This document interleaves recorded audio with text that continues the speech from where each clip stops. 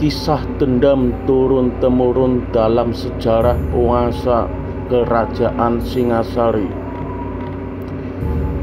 Jika bercerita tentang Kerajaan Singasari, maka yang terlintas di benak kita pasti cerita tentang dendam yang panjang,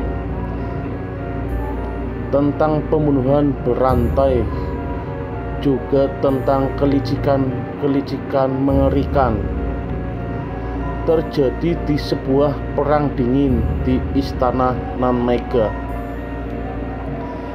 Mendung gelap serta pertumpahan darah yang tak berkesudahan yang selalu mewarnai lingkaran suksesi raja-raja di Kerajaan Singasari menurut kitab para raton.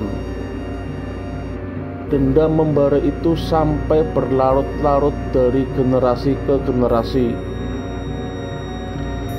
Semua pembunuhan yang terjadi selain bermula dari kutukan Empu Gandring, seorang pembuat keris yang dibantai oleh Ken Arok untuk melenyapkan saksi kunci terhadap rencana yang telah ia susun sebelumnya.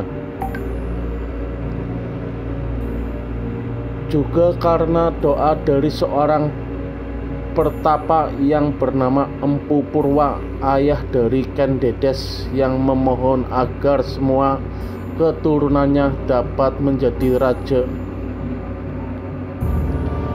Jika Empu Gandring menyanggupi membuat keris dalam jangka setahun, tapi Ken Arok baru 5 bulan sudah datang.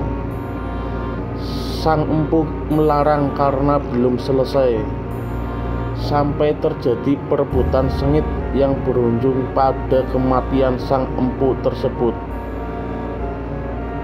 Betapa sangat mengerikan kutukan tersebut mampu membakar ambisi, menyalakan api dendam, dan seperti ada suhu panas di hati mereka.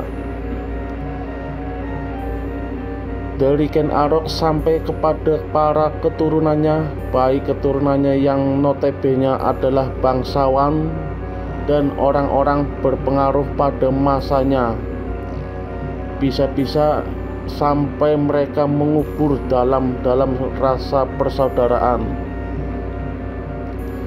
Sesungguhnya kita bisa mengambil sebuah pelajaran yang sangat berharga, yakni ngunduh woh ing pakarti, memetik buah dari apa yang kita tanam. Wangsa rajasa yang dibangun oleh Ken Arok dengan menghempaskan Tunggul Ametung, kemudian memperistri Ken Dedes. Istri Tunggul Ametung yang waktu itu tengah hamil 3 bulan akhirnya harus menuai buah dendam yang panjang dari para keturunannya di kemudian hari. Tak kecuali pada kenaikan tahta Anusapati, putra sulung Ken Dedes dengan Tunggul Ametung yang harus membunuh ayah tirinya, yakni Ken Arok terlebih dahulu.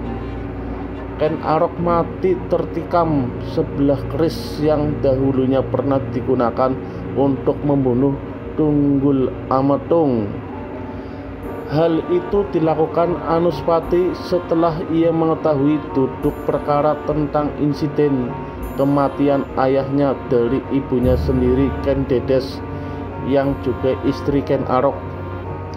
Ken Dedes adalah menyaksikan secara langsung peristiwa pembunuhan tersebut sebagaimana yang tertulis dalam para raton. Peristiwa itu terjadi pada tahun 1244.